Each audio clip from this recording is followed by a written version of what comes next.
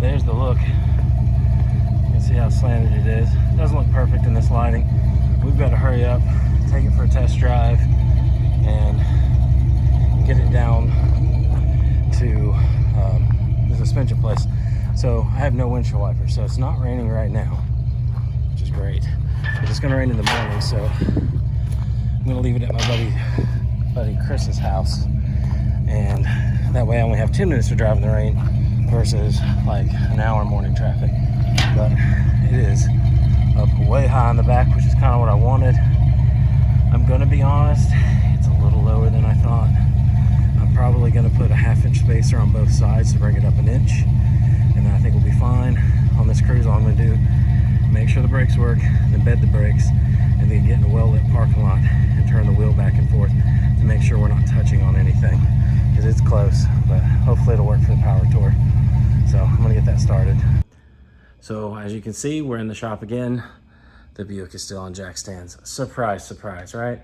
Well, I'm kind of happy about it, not being on jack stands, but how the car's doing. So rough little review here. Took the car down for alignment with the brake upgrade. Didn't think that it felt perfect. I was like, these brakes are not where I thought they were, but I was like, maybe they haven't gotten bedded right. Maybe when you get back home, you need to bleed them again, although the bleeding process went really well. Anyways, they take it in for alignment. They're like, dude, this thing's super tight. So that made me feel a million times better. And I do mean a million times better, because I did all the work. So when they say it's tight, easy to align, I was like, yes, yes, all that hard labor worth it. Went, took a friend around the block, went to Mexican, and drove it back home. So like hour and a half drive time, fine. Power tour is coming, so I'm like, I'm gonna push this bad boy outside before the rain, get it all washed up so I can take it on power tour clean and looking nice. Wash it, that's where I messed up. Shouldn't have showed her any love, because now she's got this, she's used to this bougie treatment. No, I'm joking.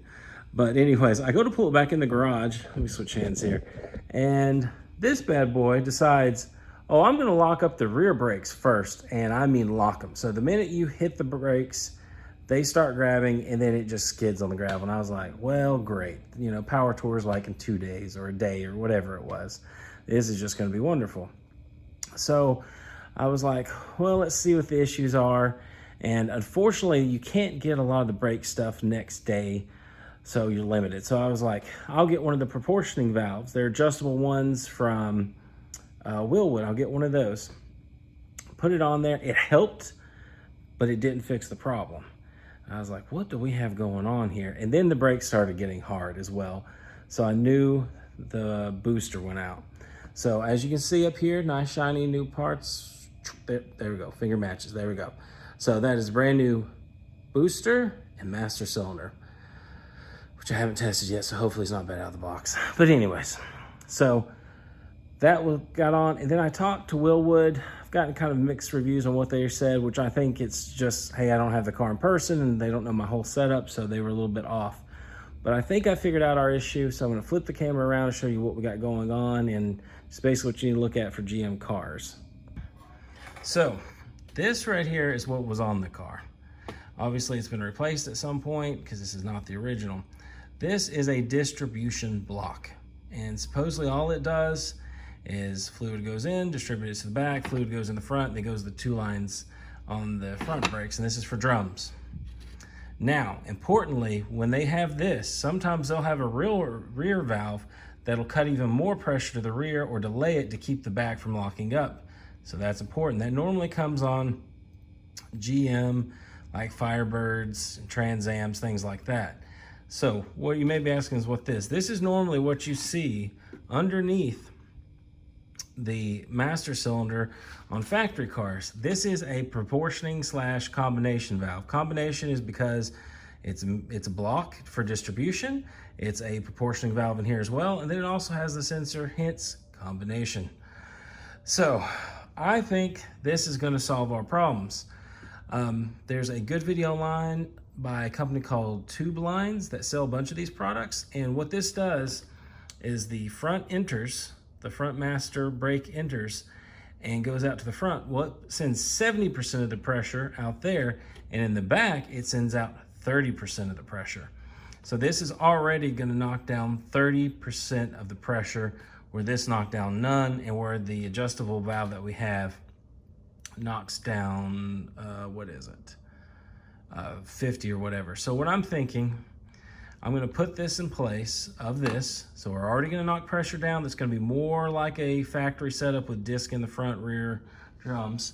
So hopefully this fixes it, but I'm also gonna leave the proportioning valve in place, the adjustable one. So basically when it feeds pressure down, it'll have full pressure for you know, sending only 30% out. And then I'm hoping that I can even adjust more here. I'm not sure exactly how this works. I'm not a brake guy, so I'm not sure if both pressures hit here and then it modulates in between and restricts the back off, or what's going on. Because what may need to happen is, instead of having the adjustable portioning valve here, it actually might need to be on this side leaving. So this cuts out 30, then you can cut another 50 out of what the 30 is getting. But anyways, I think this is going to be our answer. Now, these are normally mounted under the master cylinder. I don't think it matters. I'm not mounting it there.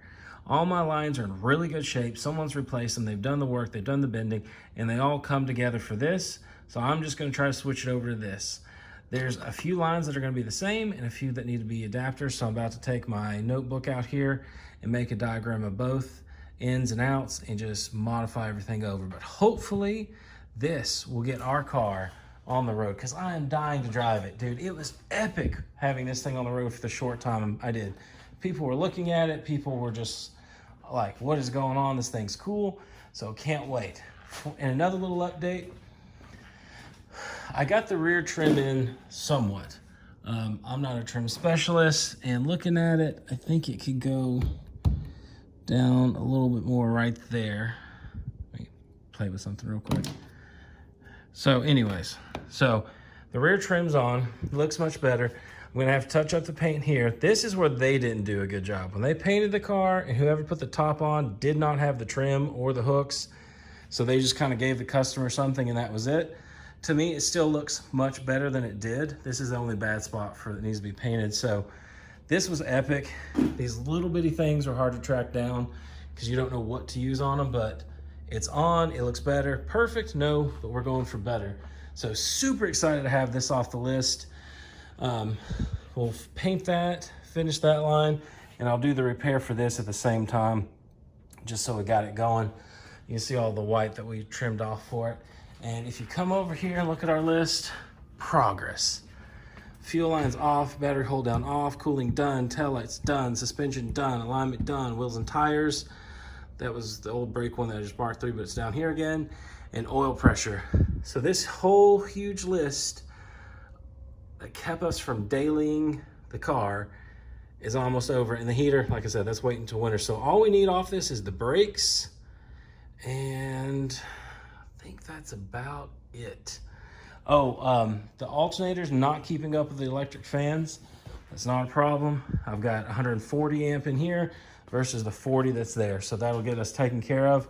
But I'm gonna make a map of both of these, little diagrams. Hopefully we'll have this baby back together and go into car shows and more videos here very soon. All right, guys, well, we got the brakes done and finished up. Still tweaking that a little bit, because sometimes they're a little bit more sensitive than others, so I'm still playing with that a little bit. But anyways, one thing was the alternator was not charging that well. So like with the brights on and the fans coming on, she would just dim a little bit. Tell the alternator had a hard time catching up. So we put on 140 amp, and then I did some rewiring, so I'll show you that. And we've also got a car show coming up, so let's see what she looks like. All right, you can hear her running, just chumping away. We'll be quick about this. So 140 amp alternator, and everything just turned on. We upgraded to a 4-gauge power wire over here. So we've got the original, which I may replace at a later date, wiring going down to the starter, and then the alternator's coming right over like a 1-wire. And we just cleaned it up with this little deal here, and she's running great. The gauge is hooked to something else in the metering system, because it's only like 12 or 12.5 all the time. And I want to see what it's actually putting out, which is 14. So I'm going to rehook that up straight to the alternator battery or something. I have put 2 leads across it, and it is 14.5. And then when everything's on, like 14.3. So it's working freaking awesome. The car sounds different too, actually. It sounds a little bit louder. and actually needs to be tuned up some because it's running totally different now. It's getting more voltage. So I'm gonna have to do that when I get back. I'm about to be on vacation and won't have time to mess with it. We got a car show tomorrow. It's Friday, so hopefully she'll make it. I took some of the tension off this belt, but I've got the stuff in the passenger seat to put tension back if need be. So we're gonna give her a run in tomorrow.